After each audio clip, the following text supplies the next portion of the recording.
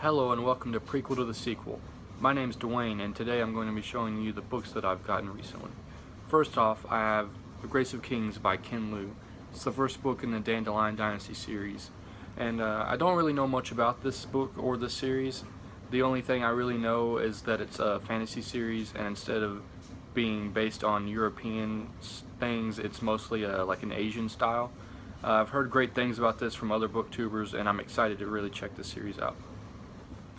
Next I have Dahlgren by Samuel R. Delany. I don't really know much about this either. Really all I know is that it's made, I think it's in the future, and from the sound of it, it sounds kind of post-apocalyptic. And the main character's name is actually the kid, so I'm excited to get to this. One of my favorite booktubers is actually reading this right now, and he's told me that it's really, really good. Next up, I have American Gods by Neil Gaiman. I know this was made into a show recently. I don't know if it was any good or not, but I've been wanting to read some of his work for a while, and I found this one for pretty cheap. I think it was like $6 or $7 used, so I'm excited to check it out. Next I have this small trilogy. It's called The Reluctant King by L. Sprague de Camp. The first book is The Goblin Tower. The second book is The Clocks of Eraz, and the third book is The Unbeheaded King.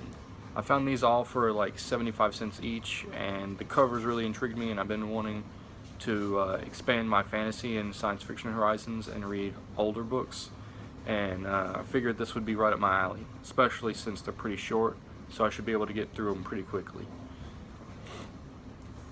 And finally, I got this just last night. It's called Rebels in Hell by Janet Morris, and it's also by a few other authors. I think it's short stories. Mainly what caught my eye about this book was the cover, and then the spine. You see like the head on a spike. But what made me really want to buy it is what the back says. I'll just read it to you.